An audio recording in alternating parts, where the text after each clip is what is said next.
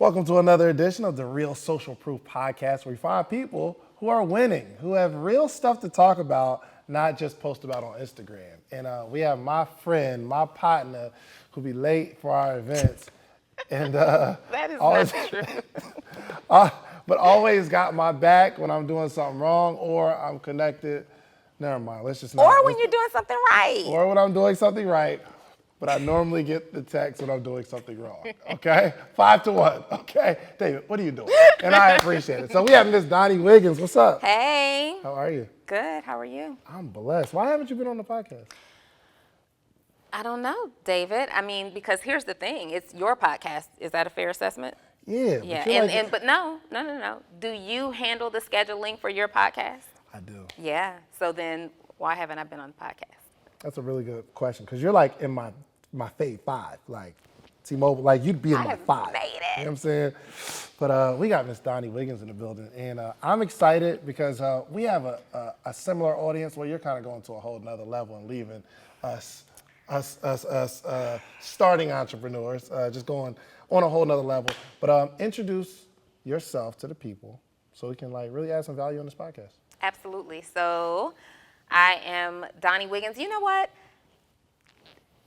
I would so get on one of my clients right now, but I am working through saying that I am a business development coach. I am a business development coach, but I'm so much more than that, right? I'm a strategist. I'm dope. She is dope. I really am dope. And so anyway, for the purpose I hired her to, my wife, I'm paying for it. Well, Dre don't let him do you like my that. My wife wanted to really take her business to the next level, and I said, you need Donni. Because this is like all jokes aside, she's a better coach than me, okay? She's way better than me. I think she might have more patience. She got more like kick you in the butt, and yeah.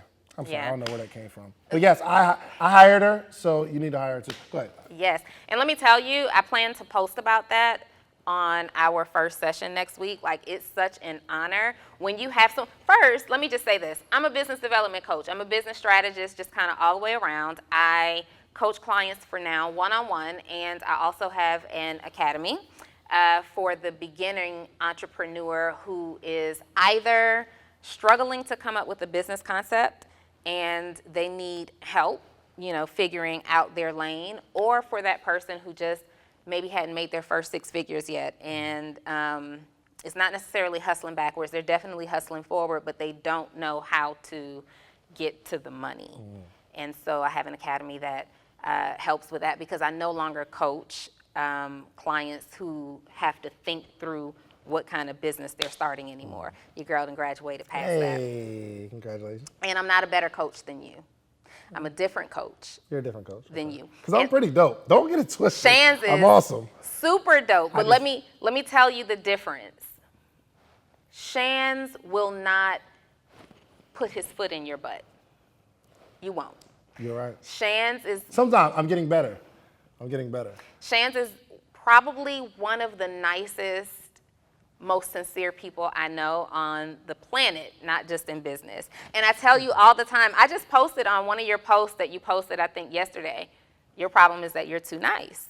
You are too freaking nice. I love it, right? Because it's great to have friends in your circle that are genuinely nice. But we got stuff to talk about off camera.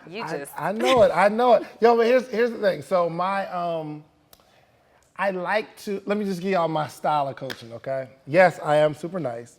And one of my clients will come up with a ridiculous idea, okay? And I can give my advice, and they'll tell me all the reasons they want to still move forward with the ridiculous idea. And I say, okay, let's do it. If you feel that adamant about it, let's just go for it, okay? And I'll let you go that path, and then when you bump your head, you'll come back and say, okay, are you ready to listen to me now? And I say it just like that. But yeah, I think, and that's a strategy. We should do a program together. It'd be like good cop, bad cop. First of all, hold up, because I just texted you and said we need to run one of these back. Oh, the events we were doing. Well, and it doesn't even have to be an event at this point because of what's going on in the world, right? But we definitely should run some type of a good cop, bad cop. I'm not the bad cop, though.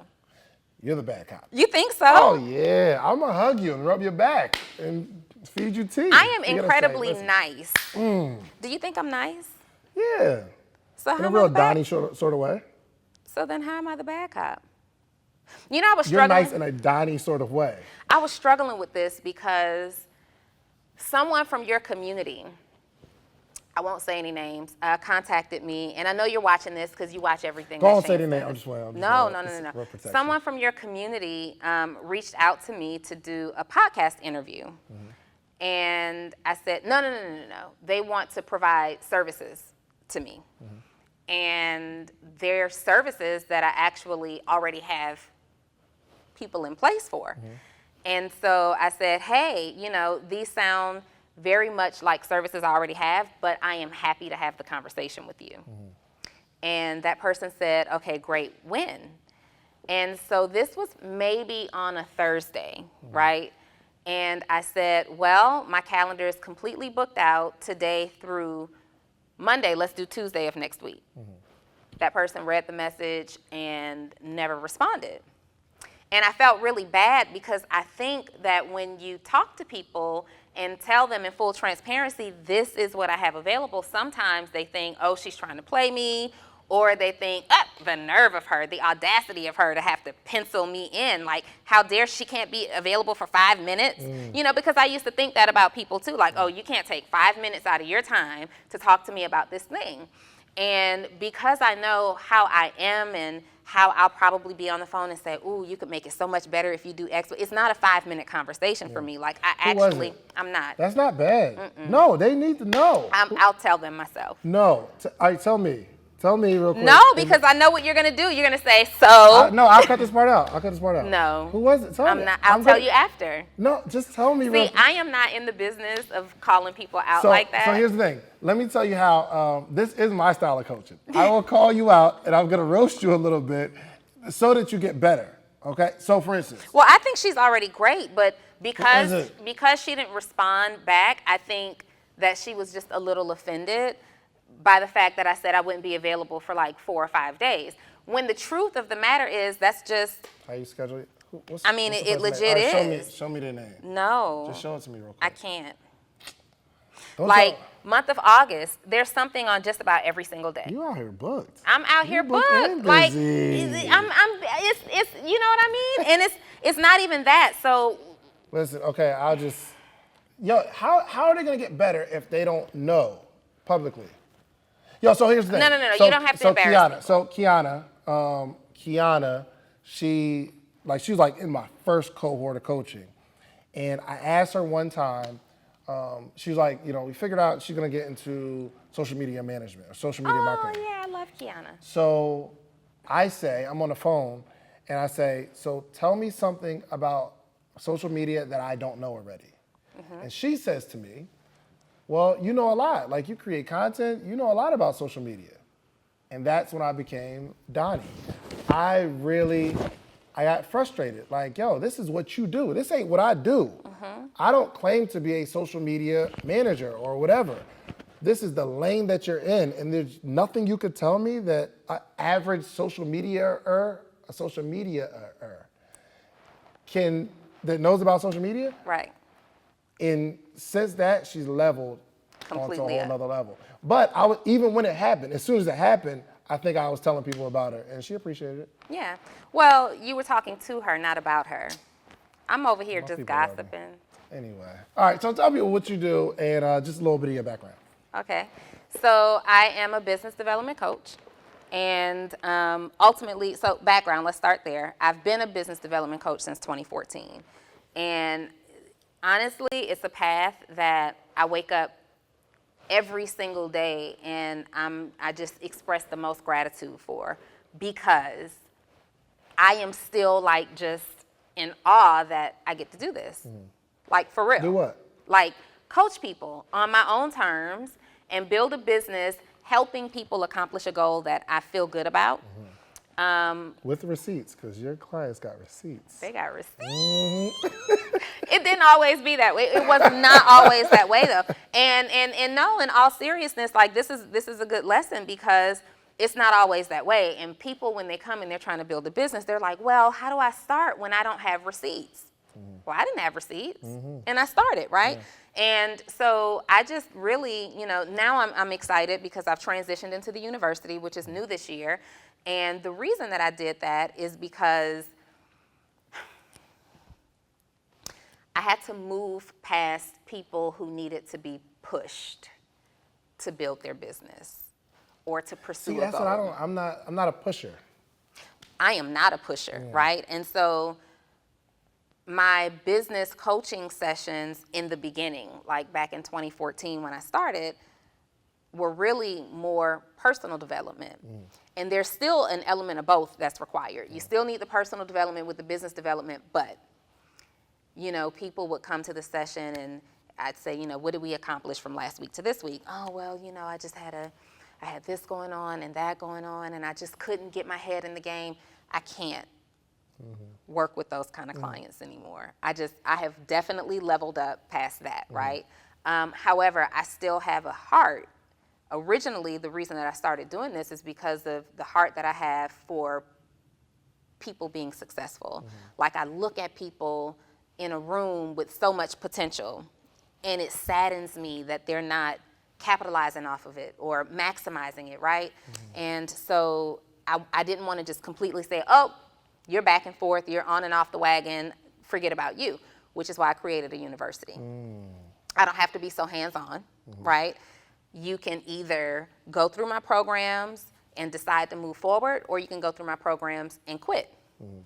If you decide to move forward, you're going to circle back around and work with me anyway. The facts. And if you quit, I don't even know about it to take it personally. I love it. So walk me through your journey of entrepreneurship because you can still remember where these people are, right? There's some people that are I'm talking about $100 million. It's hard for you to coach somebody because you may be so far removed, but you've been on every level. I know some of, your story and it's wow, you went through some of the things that somebody that's watching this right now went through. So walk me through the beginning of entrepreneurship. So I got to shout Nikki Saunders out right now because she put up a post yesterday that said, don't nobody care about your journey from when you were a teenager except your core audience. And I was like, a teenager, Nikki, for real? I hate you. But when I was a teenager. This story definitely adds context. When I was a teenager, of course, I did what most people do, and I listened to my parents, and I went to college, which college was an amazing time. Shout out Aggie Pride, North Carolina A&T State University. I went to school for chemical. You was lit in college, wasn't you? Anytime, shout out, because you was out here. I was dumb lit. I was lit. Ooh, flashback. Stay focused. No, seriously, I went to school for chemical engineering. And it's because when I was in the 11th grade, I read this book by my then idol. I had to be her, right? Naomi Campbell. Naomi Campbell was a supermodel. She was gorgeous. She was smart. She spoke well. And she had a unique look, right? At that time, her beauty was it wasn't a standard.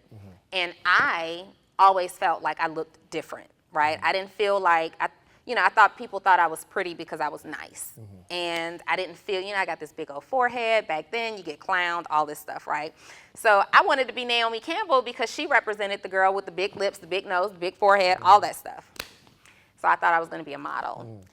She wrote this book called Swan. I bought the book, read the book, and found out that, like me, she loved chemistry, she loved math, and she went to school for chemical engineering. So now I feel good about being uniquely pretty and smart. Gotcha. Right? And so I decided, okay, that is it. She is living my life. This is who I'm going to grow up to be. And I went to school for chemical engineering because, like her, I wanted my own cosmetics line and fragrance line.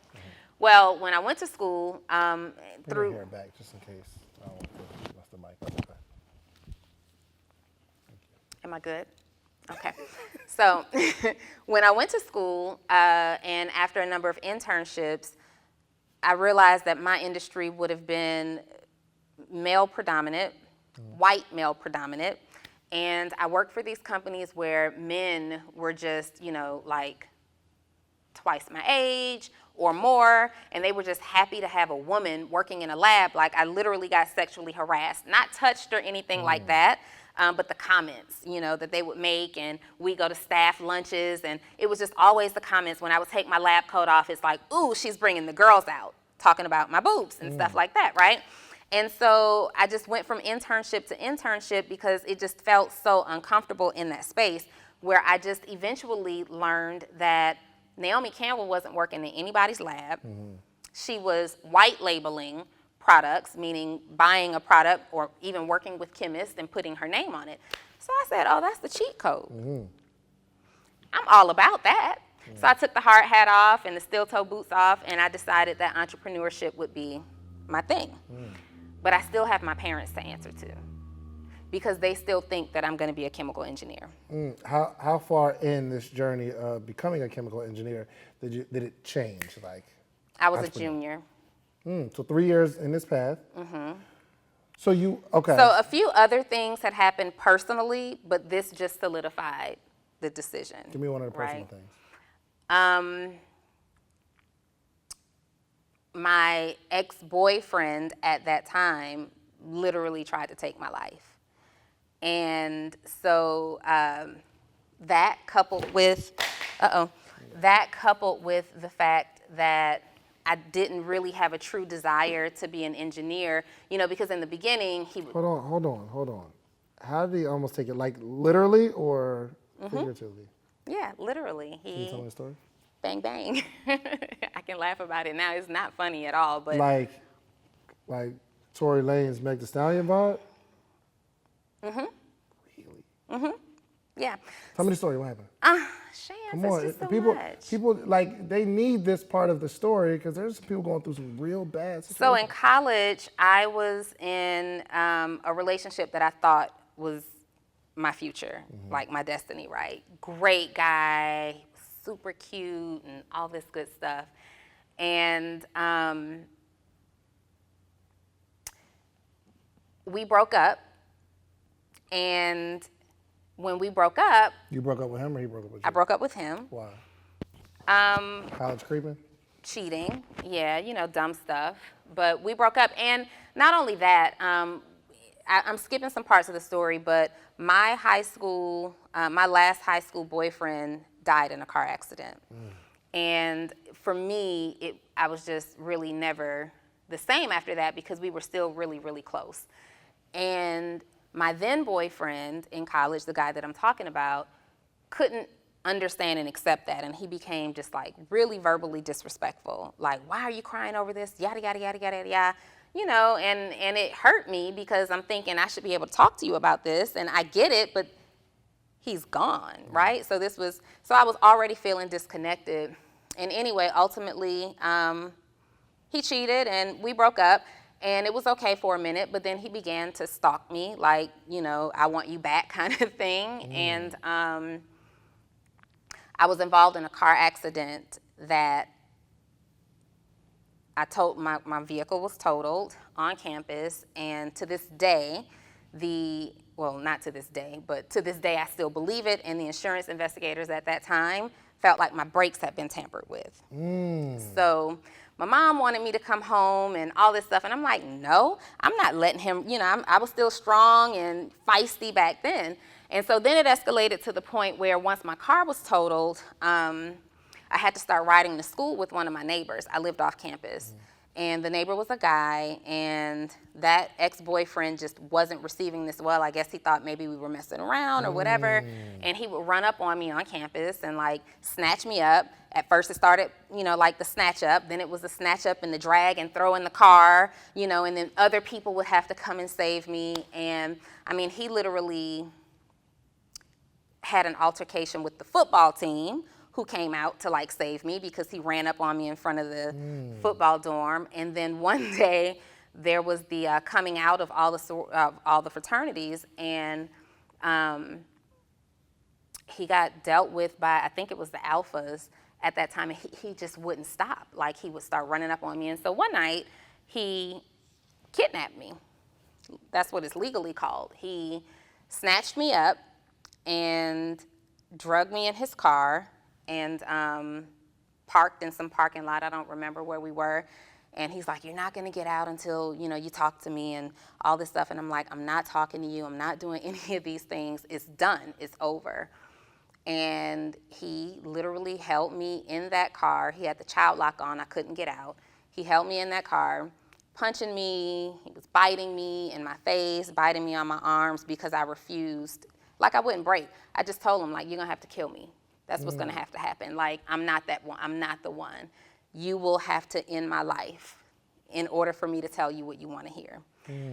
And so hours of that went by, a couple of hours of that went by, and someone drove into the parking lot, and it startled him, and I was able to reach over and undo the child lock, and I took off and I ran. Called my mom, I'm crying, and my dad and a couple of my uncles came like a day or so later to see about him. Couldn't be found, and at that point they're begging me, you need to come home. I'm still not coming home. Like, I'm not leaving. Like, he's not gonna be the end all be all for my future. So my dad bought me a gun. And he's like, well, if you're gonna stay with this. I was like, yep. You still packed? What's up? To this day? Or you still got Come it on you? now, stay with it. No, I'm just playing. Let's just say I'm always ready. Yeah. Okay. And so anyway, some time had gone by, and my roommate at the time was like visiting her grandmother. We lived in an apartment, and I'm laying in the bed, and I get up to take a shower. It's like 3 o'clock in the morning.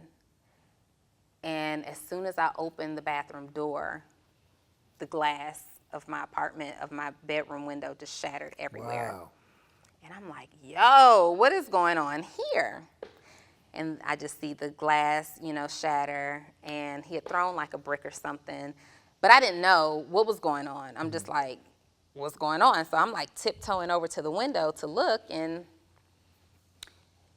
he starts shooting as soon as he sees me.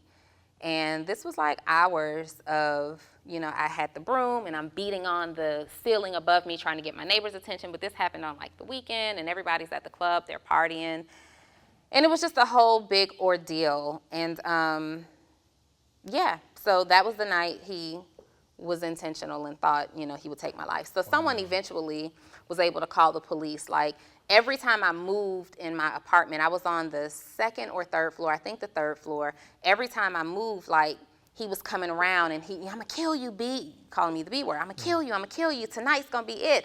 I remember running to the door and looking out the peephole, trying to get out. I cracked the door open and he's out there, so I slammed it closed real quick.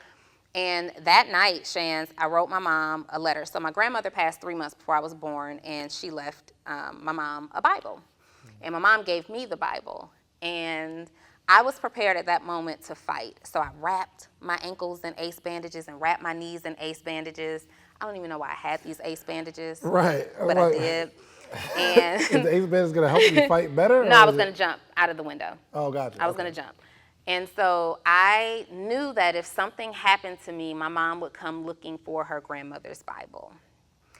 And so I'm in the dark in the corner, and I'm like writing, real fast. And I'm like, Mom, I'm so sorry. I know you've been urging me to come home. I am so sorry, but just know if you're finding this, the worst did happen, but I absolutely fought, right? Wow. And I wrote that, and I was ready to get out of that window when the police arrived. They didn't arrive to my place. I guess someone called and said they heard gunshots, and they drove through the community. And next thing I know, I heard his car. He had a really loud, like, done-up Honda or something at the time. And I heard his car peel off.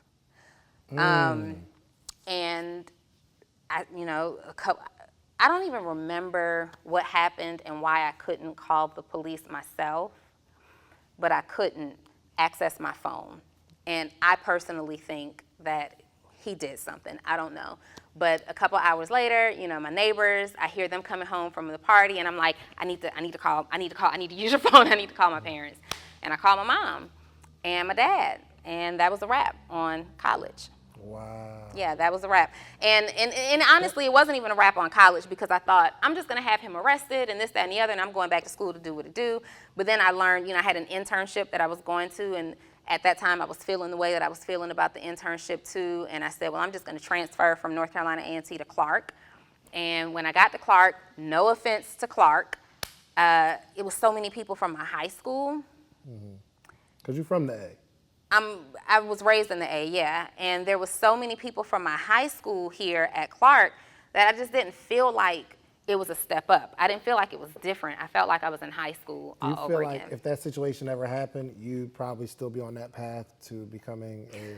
No, I would still be an entrepreneur. I feel like if that didn't happen, I may have suffered through and gotten my degree. And I say suffered through because what everybody else got from college, I wasn't getting, right? Everybody else was like wanting to pledge sororities. Try me if you want to. Ain't no hazing going on. Ain't no hazing going on over here. I will slaughter you. Right. So no, I love my girls. So if y'all ever see this, I love y'all, and I'm so grateful for the memories. But for me, I dealt with, losing two people that I loved very much. I had that relationship. So for me, college was a mixture of fun and trauma. Yeah.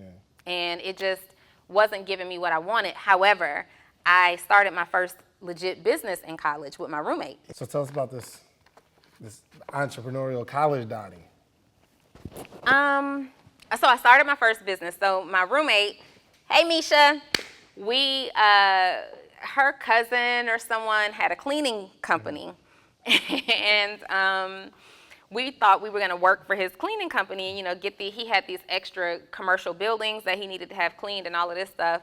And me being me, I'm like, I'm gonna just do this myself. What's up?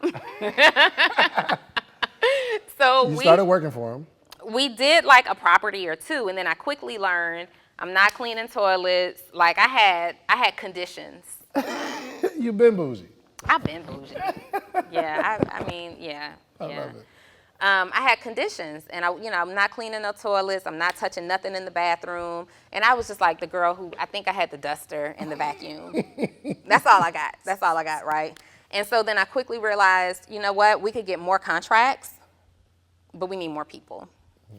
And so we started a little cleaning business. That didn't last long. It just didn't. That was the first crack at entrepreneurship? Legitimately that I can remember.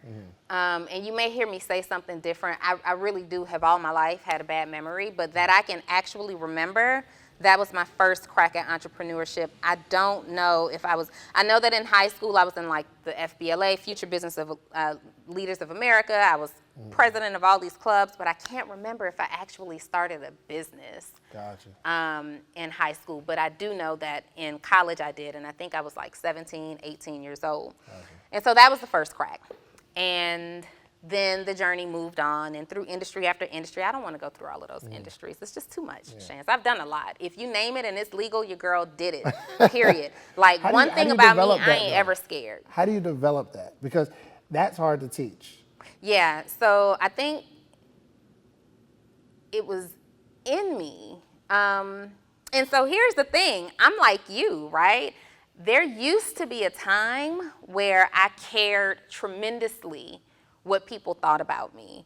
And it wasn't what they thought about me like Donnie's stuck up or she's cute or she's not cute or she's not. I didn't care about that. I cared about what they thought about what I stood for and my passes or fails. I was afraid to fail in front of people. I was afraid to fail in front of the public, right? So not afraid to fail, just afraid of failing in front of somebody. Yeah, afraid of failing in front of somebody. So what I would do is have these ideas and I would attempt to execute them privately. Because if it's a win, then I'm going to tell y'all. Yeah. But if it's not a win, nobody has to know. Right. And so, honestly, I think I got that from my mom. Mom, if you see this, like, it's all love and respect. But I think I got that from my mom, and I'll tell you why. So my mom is a tremendous wealth of knowledge, right? And growing up, What does your mom do? my mom does counseling for veterans Okay. right now. Growing up, though, my mom was very entrepreneurial.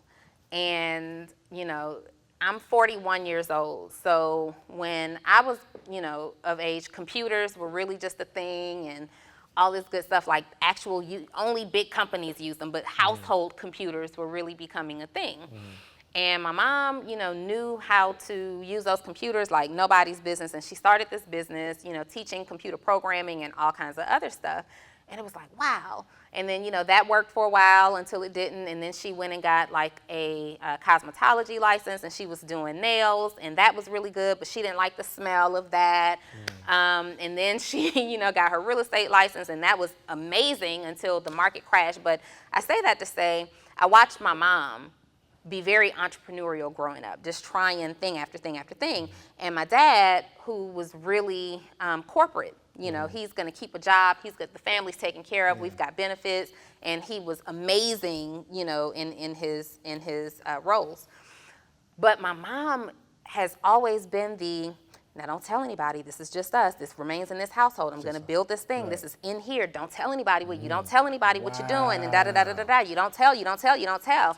And so I grew up like, okay, you don't tell anybody that you're building this business, but wait, damn, if I don't tell anybody, who gonna buy it? Right. You know, Right? You know what's so interesting too, and this might be motivation for somebody who is afraid. I think the extra pressure is your children are watching you. Whether you're one of the people to say, yo, I'm gonna start this, or I'm gonna start that, and I'm gonna start this. And your children, they grow up to be the people to say, you know what, I'm gonna start this. But they don't actually start it. And they say, you know what, I'm gonna start this. Or your children see the inconsistency and they grow up and adopt that. So your mom's, I guess, fear of public ridicule Maybe. got Yeah. inherited, like you inherited that. I did. I inherited it, but I learned very early on, and I still may have it, just like you have a fear of rejection. I don't know that it's a fear of rejection that I have, because shit, with what I do, I'm rejected all the time, right? Oh, for sure. But it's even people rejecting my advice who have hired me and reject the advice, right? Yes, So yeah. we're rejected all the time, but I think I have, let me see, maybe it's a fear of,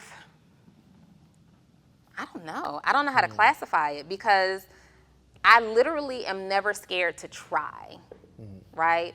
And I am the type of person now where if I try something and it doesn't work, you just won't hear me talk about it again. Like, I'm not in bad. I don't care what you think about something. Like, I feel like I was brave enough to go for it. What you doing? But judging me, right? However, my friends who are more successful than me or as successful than me, I do care what you guys think, right? I don't want you guys thinking that, or I don't want to ever perform and give you a reason to believe that I don't execute in excellence, right? And so that's something that I always work on. But I got my entrepreneurial spirit really from my mom, who to this day, I'm always like, Mom, you should be doing something different. Like, you should be doing something else. And she just loves what she does with her, clients at the VA. But Why you air quoter? well, because I don't know if she calls them clients or I don't know what she calls them. Gotcha. But I'm going to call them clients. She really loves what she does. You know, she's a coach too, and she literally helps save people's lives, like people who are coming back with PTSD and can't function again in society and community and suicidal. Like, she literally is changing lives. Awesome. But I feel like she could be doing that for herself, and It's it would hard to- mean more. But it's hard to get coached from people that's close to you. That's why my wife needs to absolutely. coach with you. She don't listen to me. She don't. And if I give her some advice, she get mad at me for giving her advice, especially if I say it with the wrong tone. Well, because from you, it's not advice. From you, it's judgment. And I do have a judging tone. Like when I say stuff, yeah, you're right. From you, it's judgment, and not only that, you know her on an intimate and spiritual level, right? I don't. And so everything that I will advise her on will be based on data and execution.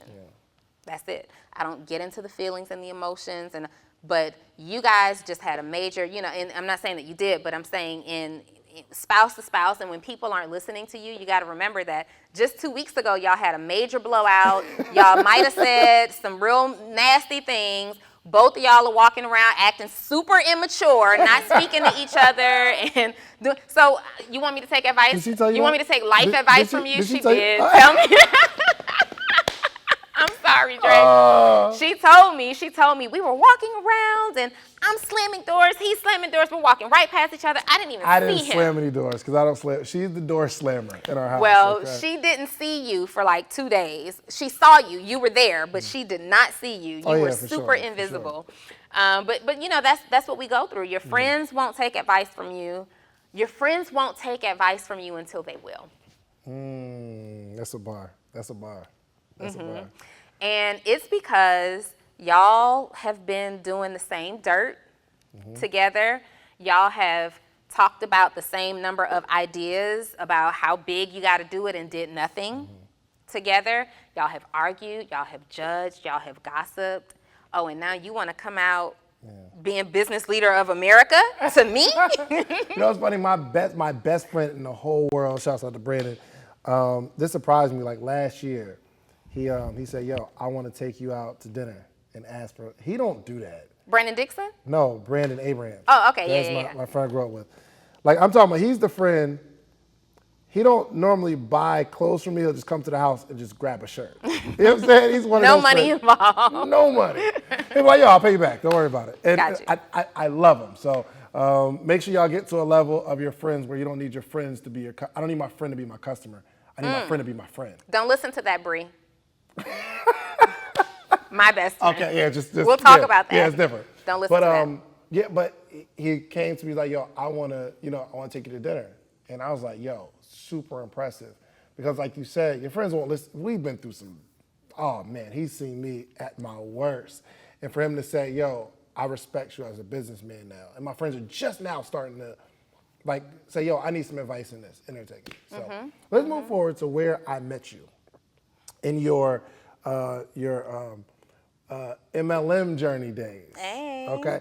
And shouts out to multi-level marketing. I've probably learned more about business and personal development than any other period of my life. So I think it's one of the hardest, it's one of the hardest things to build, not for the product or service, but you have to approach the people that you know and like recruiting. And then if you leave that company, you got to go to another company after you just told everybody you're going to make $1 million in this company. This was it. Sheesh. So how'd you find yourself into multi-level marketing? I don't have to tell the story, but I got involved in network marketing, right? Is that good enough? No. Okay. So this is after I owned some clothing stores and all of this stuff, and I still also had a job. Yep. I was working at a property management company where I worked, in the leasing office at this luxury apartment community place I could never, I couldn't then afford. Things have changed. I mean, natural progression of life. I worked at this apartment community, and there was this woman there, Lisa. Hey, girl. We're still friends to this day.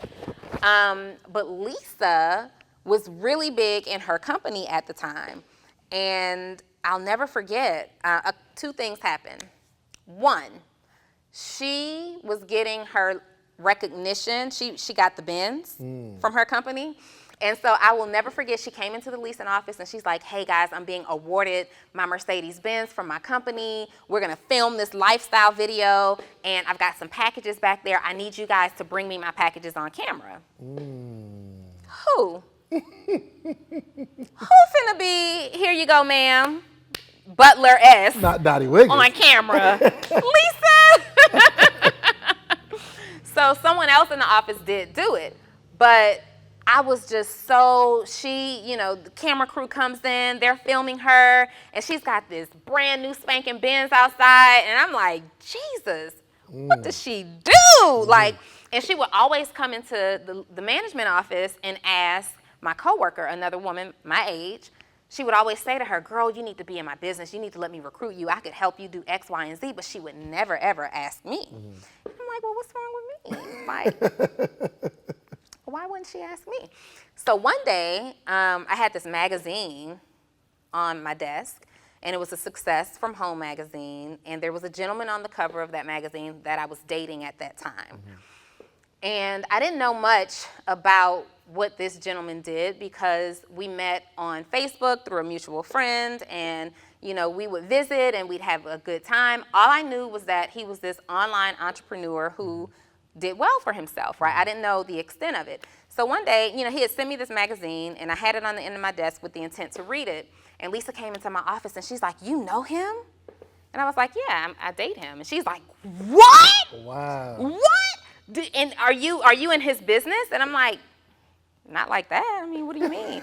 Because I didn't really know what, you know, I'd heard of Mary Kay and Amway, but I didn't know what network marketing was, like, for real. And so she's like, girl, if you're dating this kind of man, then you need to be that kind of man, likes a woman who, you know, is into what he's into. You need to call him today and tell him that you need to be in this business and blah, blah, blah, blah, and all that stuff. So I called him and I'm like, are you this guy that she speaks of? And he just busted out laughing. And yes, so he was. And so we talked about business, and I was really skeptical for a minute. But what happened was I went to my best friend and I was like, girl, did you know such and such and such did such and such and such and earns such and such and such? And she's like, yo, put me on. And I'm like, nope, you know, I don't make those kind of connections. She's like, listen, if you don't want to do it, I want to do it. So one day I took my lunch break, and we had these guest apartments. I went into the guest apartment on my lunch break, put them on a 3-way call, right? And I'm listening and they're talking and all this stuff. And at that time, he's like, well, I typically don't bring someone on who has no experience, but because you are Donnie's friend, you know, and, you know, I'll do it as a favor for her. And the time went out on my lunch break, and I remember having to go back into my office and put my phone in my desk because I wasn't allowed to take calls. And it just made me feel some kind of way. That was like the first time I wanted to be on a call and couldn't be on a call. And I'm like, I'm a whole grown woman. You gotta put your phone away. And I'm in my office like, y'all still there? Okay, Wow. And so eventually, you know, my best friend is like, look, I'm doing this and I need you to do this with me. And because of her, I did. Like, because of her, I did. And it was supposed to be something that we were supposed to, like, knock out of the park together. But I'm like, look, don't tell my mom I'm doing this, like, pyramid scheme stuff. And don't tell nobody else. I was afraid to tell. I didn't build my business telling people that I knew. She was the only one that I knew. I'm not inviting y'all to this because I'm not even sure what this is. Yeah. Like, it feels a little cultish. Right. People praising people for being successful. I'm not used to that, you know, where I come from. People, you know. And so I just put a post on Facebook literally one day that said something like, wow, I just started a business. Like, I literally have been allowed to start a business in one of the #1 industries in the world, selling the #1 beverage at that time in the world, coffee. Anybody can really access success. That's all I said. People just all over the post. Wow. I want to do it, I want to do it, I want to do it. And that's, you know, what made it real for me. And how long were you in the industry of network marketing? Honestly, maybe different companies, but how long were you in the industry? 4 years. 4 years. Really? I thought it was in longer. Oh, I'm sorry, 2012. I'm thinking 2014 when I started my coaching business. 6 years. 6 years, gotcha. So you've done well in that industry, just having that taste of entrepreneurship. And when did you get out and say, yo, I don't want to build another company before again? So network marketing, like any sales business, honestly, will expose you. It will expose you to you. What do you mean? Meaning, basically you eat what you kill, right? And if you find yourself hungry, that's because you weren't hunting. That's real. Yeah. And so people think that entrepreneurship, first of all, in my opinion, no knock to MLM because MLM changed my life. Sure. I still recommend it for a certain person of a certain age who has a certain journey. But MLM is not really entrepreneurship. And for years, I thought it was until I started to move up the food chain and I realized that everything could be taken away from you because it was for me. Right? Yeah. All my money gone on somebody else's call. And there's nothing I can do. There's nobody I can sue. There's no, union to go and complain to. Right. So you build this business, you recruit tens of thousands of people. If you don't do what they're asking you to do, they take it all away. Essentially, yes, that's a high possibility. I wish I recruited tens of thousands of people. I never but an organization, you've seen stories like that. People absolutely. Yeah. I mean, as a company, we did that, but me personally, no. Yeah. And so, I was feeling myself in my first company. I was really learning, but because there was this element of personal relationship there, and at that time, the people in that company weren't as nice to me because of that, especially the women. And everybody kind of made me feel like if I became successful in that company, it would be because of who I was dating. And so I left that company. Like, I've just always had this girl power thing. So I left that company and I went to another company. But what I did not leave behind were the lessons, the mentorship. In fact, I was still plugged into their mentorship. I went to another company and I started doing really well. And then politics happened. And then, my role in that company started to fall apart. I wasn't the one who was going to sit around and deal with the politics of, all that stuff. So I left and I went to another company, and then things happened at that company. And I'm like, you know what? Every single time I have to make a transition, I have one of two people who are either going to come with me or people who are going to be happy and stay. But you can't control any of it. And I can't control any of it. That's not entrepreneurship, right? When someone else still has the ability to pull the chain and completely take you out of business, you are not in control of your business. And so that started to really, I started to see, I'm sitting in these meetings and they're saying, be an entrepreneur, but I'm experiencing what I'm experiencing. And I'm like, that's not very boss-like, right? So I started to create an exit strategy.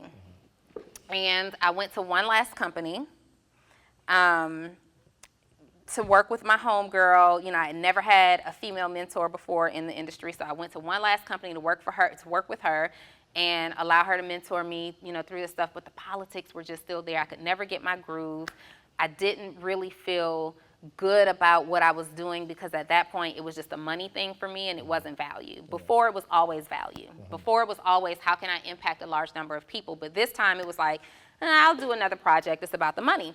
And unfortunately, I didn't have the success there because that showed, right? It's just about the money because that company ran differently. And I just said, I can't, never again. What I was doing was because of, in my second company in travel, because of the travel company, I had built this massive influence where tens of thousands of people were inspired by me or got value from me because I was speaking on the stages and I was hosting the conferences and all this stuff. And I started to see my influence from all that started to dwindle down and further and filter until like, hold up, you got to do something big at this point before you lose it all, right?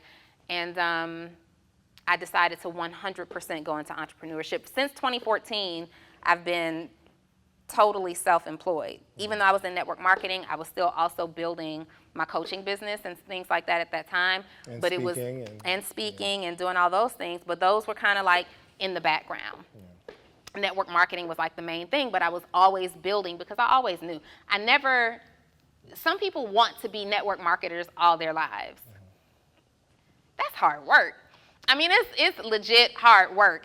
And I knew that I didn't want that.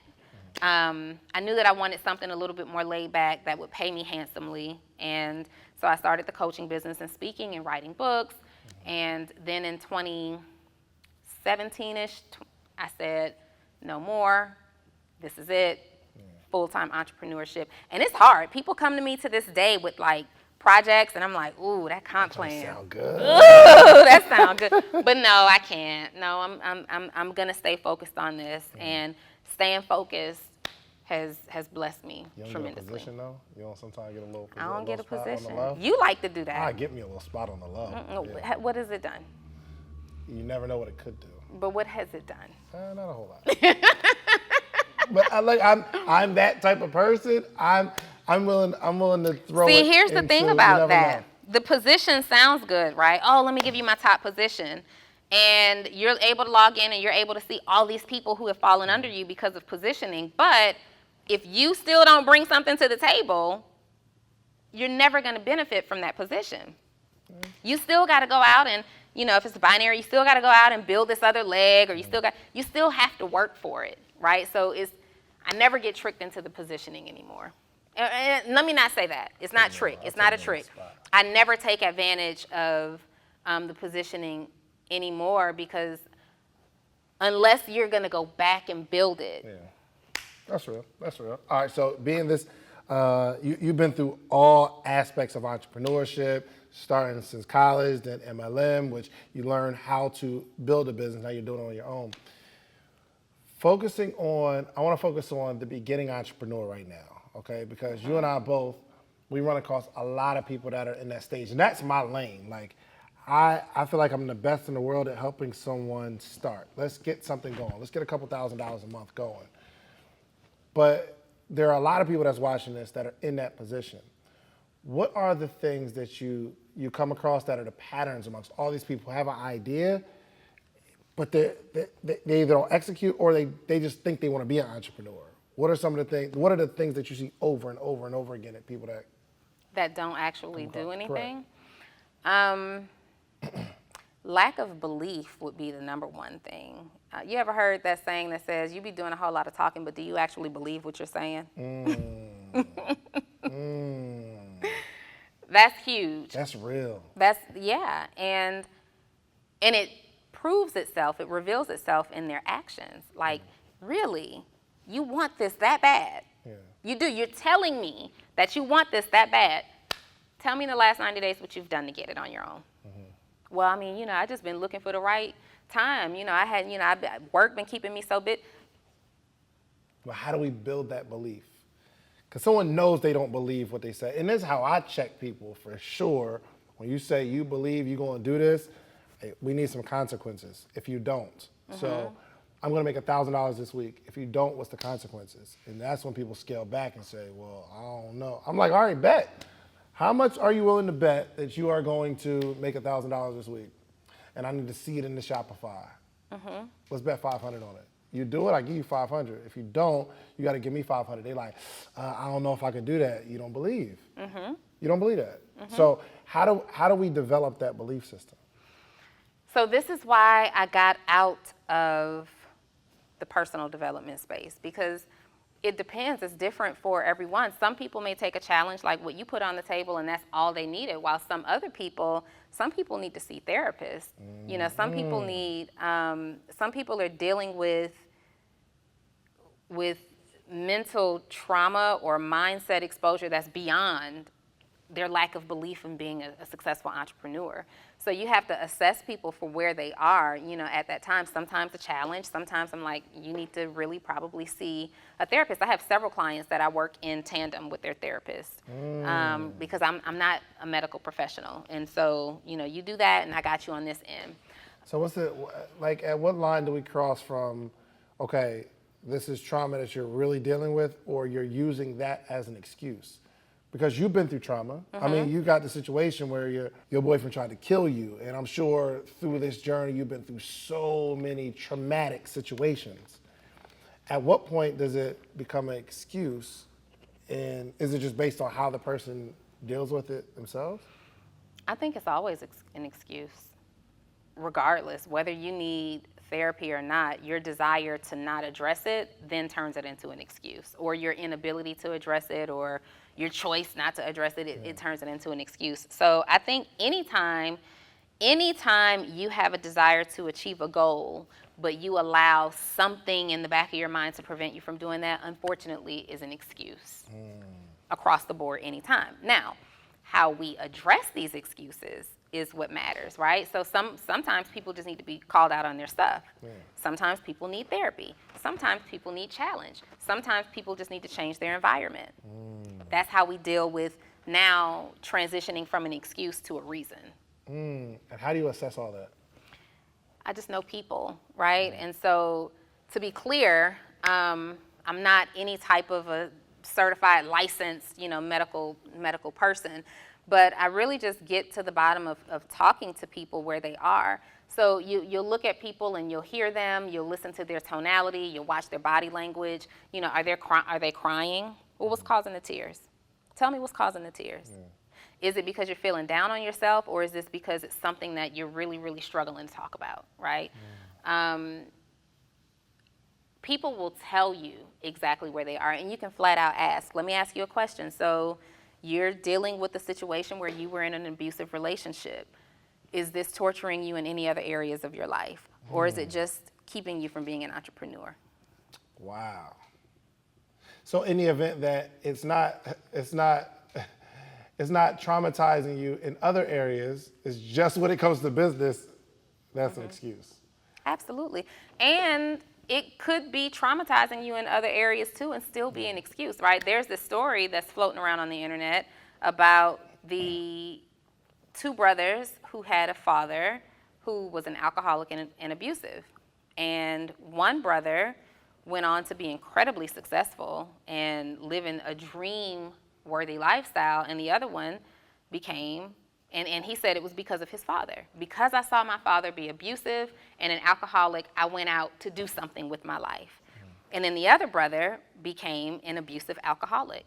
And they asked him why. And he said, well, I grew up seeing my father do it. Same experiences. Same experience, totally different outcomes. Because one person chose to use it as a reason, the other person chose to use it as an excuse. Oh, that's good. And that is going to help somebody. I'm telling you, it's taken me to a whole nother level in terms of there's so much behind what people are saying. You know what I mean? Like some people are super proud, but there's a lot behind why you're so aggressive or why you're so friendly. Yeah. Right? I've seen people like they're extra friendly because they're depressed. And they're doing the most to try to hide it. So I want to do some entrepreneurial lightning rounds. Okay, so I'm gonna give you a business idea. I'm not good on the spot like I am. Yes, you are. What? I'm going to give you a business, and I want to know how you'd approach it. Okay, so I'm your client right now. Okay, Donni, I am a 35-year-old man. I want to own my own. Are you 35? Yeah, I'm 35. Okay. At the time of this recording, I am a 35-year-old man, and I want to open a hair salon. Now, I don't know how to do hair, but I think it's a great business idea. Coach me. Go and find you some hairstylists, right? So what do you know about business? You see this as a great opportunity. Tell me why, number one. Why do you see it as a great opportunity? So we'll get to the bottom of that. Okay, I think it's a great opportunity because all women need their hair done. Okay. Why would they come and get it done at your salon? How do you plan to stand out in the marketplace? You don't even know how to do hair. Because I stand out. I mean, everything I do is everything I touch, it just turns to gold. All my friends come to me for advice, and I just feel like I know a bunch of women. And I feel like it'll be a good business. I mean, that's a good start. Tell me a little bit more about the things that you've done that's turned to gold. I still work my job, but like I'm like the best salesman there. You know what I mean? Have you had any business experience ever? Kinda. At my job, it's kind of like I'm running my own business because I gotta get my own clients to come in and buy products and come back. So. Do you pay for any of the overhead? What's that?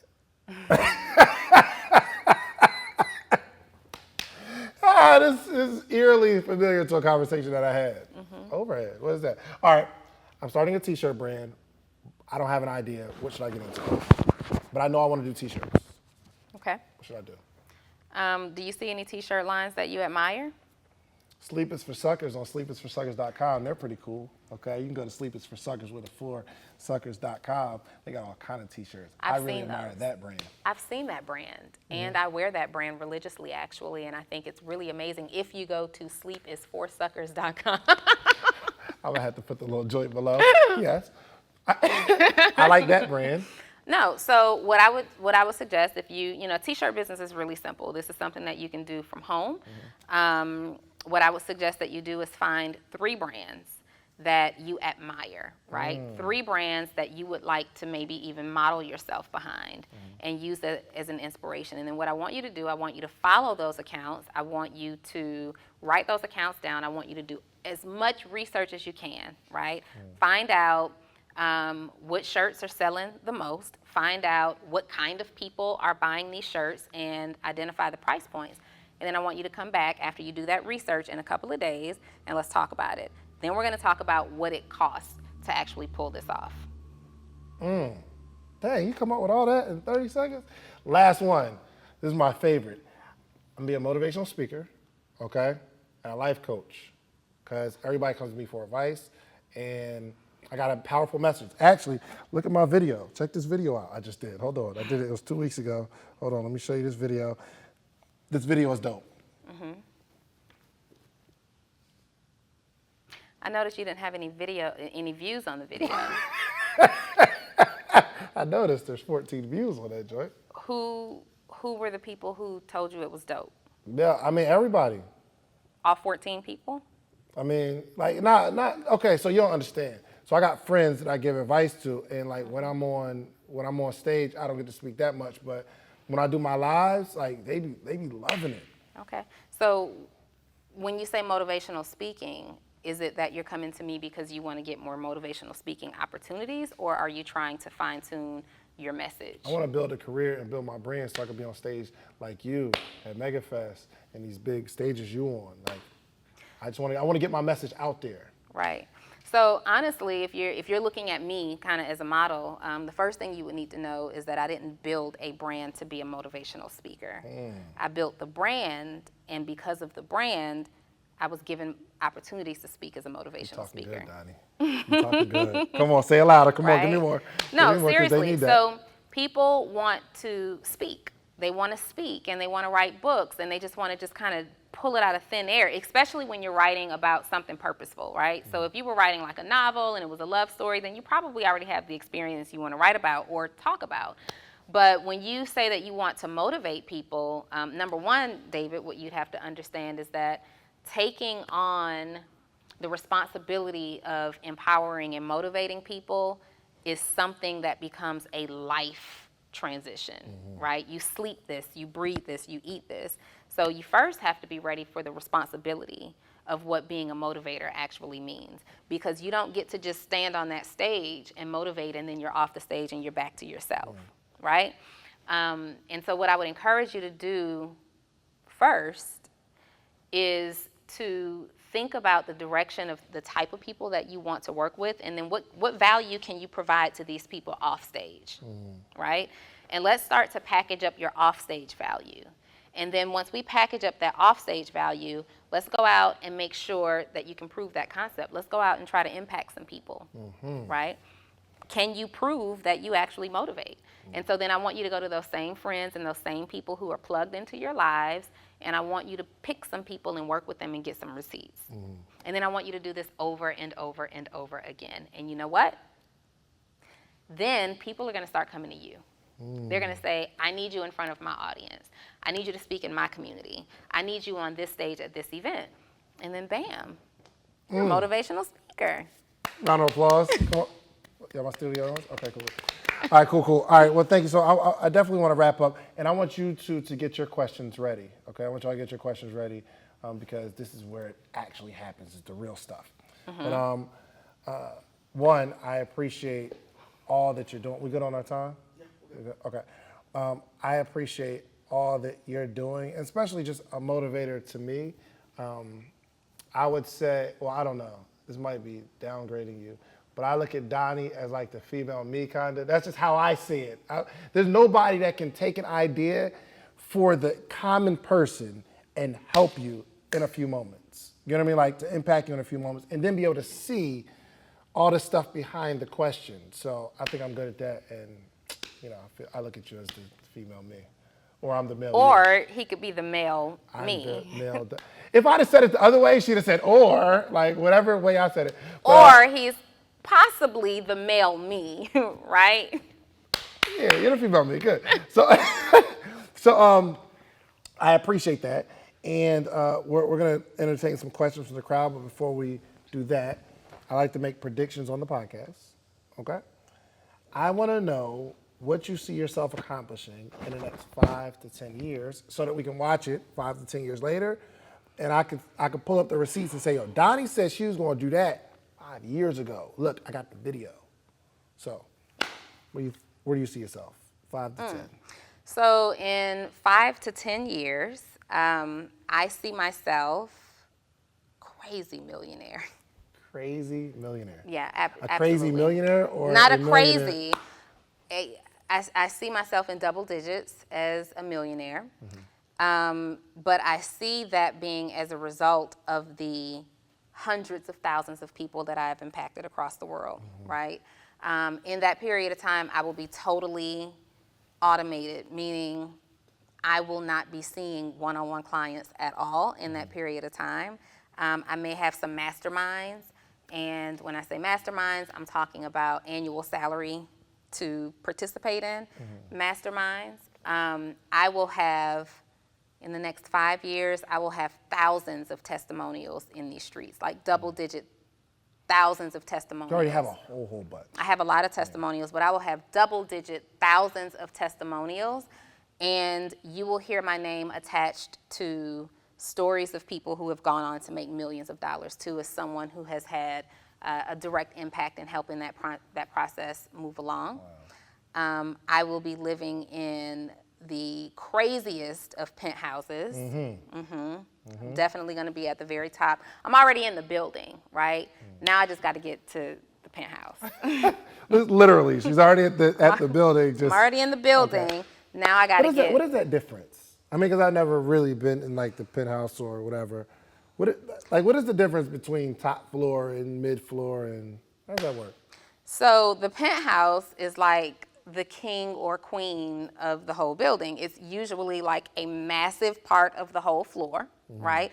So on the middle level, you know, kind of where I am, there's like 16 units on that whole floor. Penthouse is probably going to be like 4 or 5 units on that same size floor. And then you've got like upstairs, downstairs. It's more exclusive. You've got a different level of service afforded to you on the penthouse level. And so it has been a dream of mine to live in a penthouse, and I've not accomplished that. You know, we got to the high rise, and that was manifested.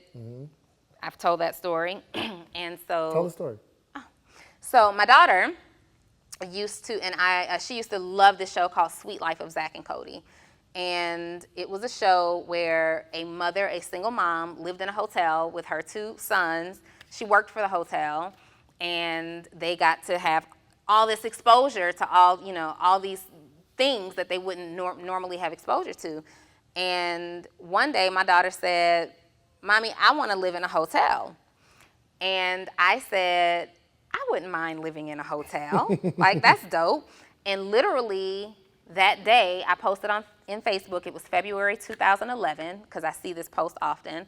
I posted on Facebook, like, I wouldn't mind living in a hotel-like environment, and then I hashtagged it Sweet Life of Donni and Deja, behind Sweet Life of Zach and Cody. Sweet, S-U-I-T-E, right? And so in 2014, I was managing the building that I live in now, and I abruptly quit that job. Abruptly. Before somebody got, no. I abruptly quit that job, and I not only moved myself into that building, but I also got a separate unit and moved my mom into that building. So it's the sweet life of Donni, Denise, and Deja, right? And still to this day. So it's been 6 years in that building. I manifested that. Every single year I saw it appear on Facebook, and I knew, like, we don't live in a hotel, but our building is like a hotel. It looks like a hotel. We've got concierge and, deliveries and services. And and there's hotels all around me, and I live in the tallest building in Atlanta right now. So I manifested that, and now for the last maybe 2 years, I have been manifesting the penthouse. So you guys hold me to that. I mean, I'll have that done before 5 years from now, but in 5 years, when we follow up on that, I'll be able to tell you that the penthouse is something that I've been there and done that. I just got to live in even if it's just for like a year, I've got to have that feeling and experience. Yeah, so anyway, 5 years from now, I don't know if I'll still be in the penthouse, but I will be able to tell you that it was accomplished. I will have impacted hundreds of thousands of people all over the world. Real quick, on the penthouse, and maybe not your building, but give me an example of, like, you know, like Jay-Z said, oh, what's the difference between a 4.0 and a 4.6, like 30, 40 grand, whatever. Like, what is the difference between, like, you can go into a building and say, okay, I want to be on the bottom floor, middle floor, high floor. What is typically, like, the difference? Price. Like, what kind of range sometimes? He's so nosy. No, I genuinely want to know because. So, in my building specific, I mean, price could vary, right? So there's $13 million penthouses, probably $100 million penthouses. I don't know. In Atlanta? I don't know. In my building, no. You know, you could buy into my building in the high threes in like a small 1-bedroom. Where I am is like a $700,000 condo, and then the penthouses are around $1 to $3 million, I think, in my building. Yikes! So I want a penthouse for sure. Woo, okay, yeah, okay. So you can always get in, it's easy to get into the building, but not to get to that. There's levels. There's always levels. Are there like celebrities in your building? Like, yo, several. I mean, like the penthouse, oh, that's a penthouser right there.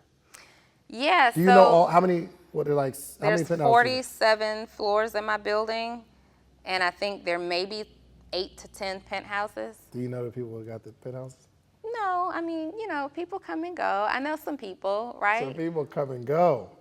People come and go. Sometimes, you know, they come and go. I mean, a penthouse is an experience. I don't know if it's even supposed to, I don't know if most people intend for it to be like this long-term living thing. I think it's just an experience. Like, you know, you're in the building, like I'm in the building, and there's glass and all this stuff everywhere, and it's gorgeous, and the views are beautiful, but then the penthouse is like 2 or 3 stories, and it's like glass, and it's like space and views and butler's kitchens, and I just got to have it. Got to have. I just I know you got get to passionate have about it. that thing. Okay, so can we do a recording when you get to the penthouse?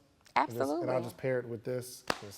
Yeah, I mean, yeah, I foresee that actually happening in the next 2 years, for sure. My daughter, you know, right now, my daughter is in college, and we're paying cash for that, so that's, you know, an expense that I didn't have before. But every single time I cut that check, I'm like, I could really be in the penthouse if I did Get the college. math. We go to this penthouse, Deja. Yeah, I mean, like, come on, like college days, we could be in the penthouse What right about now. the penthouse? What about the penthouse? No, in all seriousness, so. Good. All right, let's get a couple questions from our entrepreneur friends. Okay. We should have gone live and took business questions. That's what we should have done. Well, we're live. Hey. More intimate live. What you got? How do you get past the rejection? How do you get past the rejection? So rejection is such an emotionally attached fear that I don't think people ever get past the fear of rejection, right? So you really just have to talk yourself through it and perform your way through it. The way that I look at things now is I get excited about the no's. Of course, I don't want no all day, but I know as soon as you tell me no, the conversation is done. I don't have to keep going. And the more you work through the no's, the better you become at attracting the yeses, right? So if you know, like what I'd like to do with salespeople who struggle with rejection, I'll have them figure out what their closing percentage is. So if you know that your closing percentage is 20%, right? Let's say you got 100 calls to make this week. Well, the closer you get through those 80 no's, you know you got 20 yeses. You know you have.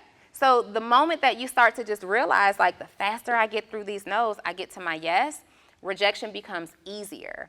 And then knowing how to deal with people's objections, knowing that rejection isn't personal, right? It's usually because you're not talking to the right person or you didn't communicate the value.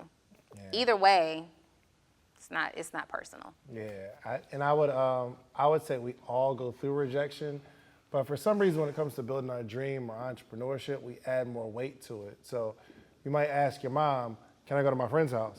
And she says no. What do you do? Come on, Mom. Please, come on. Look, so-and-so's over there. That scenario, you have no problem going through the rejection. You don't feel hurt. You just continue to ask until your mom says. And knew before you asked that she was going to say. You already knew. You already know what's up. You knew. That's why you went with your humble voice. But you're going to ask anyway. That's why you washed all the dishes first, because you knew that first no was coming. That's a lesson. That's a lesson. No, seriously. When you're teaching rejections, you went to your harshest critic, the one who would say anything to you. She might even pop you in your mouth, but you still had the confidence to go to that person and ask a question, knowing you didn't clean your room, knowing your homework isn't finished, knowing you hadn't done a thing that she asked you to do, but you went to her and asked for what you wanted anyway. So why wouldn't you implement that as a grown person or as a young person in your business? Yep. Go ask for it anyway. Yep. And her saying no, even if she meant it, what we understand about parents is no is always not right now, right? No, you can't do it right now, but after you clean your room. Yep. No, you can't do it right now, but after you've done your homework, then the answer becomes, and even if it's not that day, no, but when you get off punishment. No, but when you have fulfilled whatever these parental prerequisites are, then you can do it. Same principle in your business. And I want you to just continue to gather data, and it allows you to approach it with a more positive mindset. With every no, ask, why are you saying no? Like if someone says, well, I don't want you to be my videographer, just ask, okay, just so that I know for next time, why are you saying no?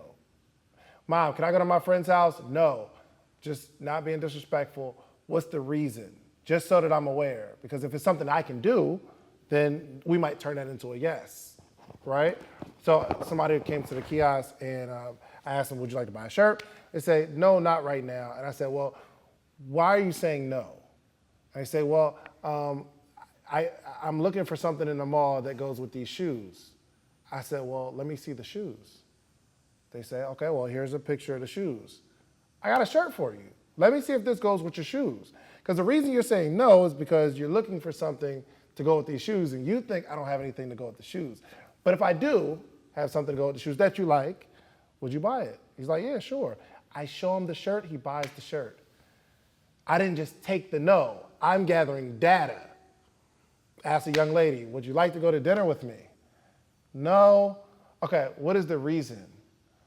I just got out of a relationship. Okay, I understand that. Question. I don't want to, I'm not trying to get you into another relationship. I just want to feed you. And you never know. Maybe I can give you some advice. I just got out of a relationship too. We might have a conversation. The young lady might say, okay, let's go. But we don't know why they're saying no. So it allows you to have a little more confidence as you approach it. If you're saying, whatever answer this is, if it's a yes, great. If it's no, I just want to find out why. Because you can carry that to other scenarios. And you need to track that data. Don't just get the data. Like, especially new entrepreneurs. Like in my class, my students literally have, if they're doing sales calls, they have a sales call tracker, activity tracker. And you have to put, coach to me. You have to put the outcome of your call and the reason for it. So if someone says, well, no, I'm not interested in joining your coaching program, you don't say, okay, well, have a good day. It's no problem. Just kind of walk me through why, right? And it could be that they say, well, it's the price for me. Okay, well, I offer payment arrangements. Would that be helpful for you, right? It could be that it's not the right program for them. Well, I really didn't see the value in this. Well, if you don't mind me asking, like when you say you don't see the value, what would be valuable to you, right? And so then you take that feedback and you make iterations, meaning you say, okay, this feedback is relative. this feedback is relative to my program, or this is not. And you take the feedback that's not, you don't worry about that. You were just talking to the wrong person.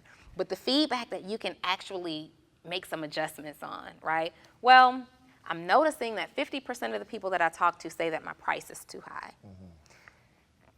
They're only saying that because I either didn't thoroughly communicate the value, or maybe the price is too high. Maybe the price is too high. Maybe I need to do a different barrier of entry. Now that the price is too high, maybe instead of $3,000 for my program, maybe I'll do $500 a month for the next 6 months. Mm-hmm. Does that make a difference? Yeah, that's good. That's good. That's good. You get one and we're going to get out of here. All right. First of all, thank you for so much information. Love the story. Yeah. My question is, as a young man who's 25 years old, who's a expired entrepreneur and more, I know that when people ask me questions like, where are you from, and tell me about yourself, I'm that type of person that's going to give you everything so you can understand why I'm doing what I'm doing. So I would tell my mom, and my mom would be like, be careful what you say. You don't want to tell them everything. And I'm like, Mom, I want to tell them about my life. I want to tell them about my story so they can see that I'm so passionate. So can you give me some advice and tell me if I'm doing something wrong, or should I say this? So that's my question. What is the best way to deliver your story?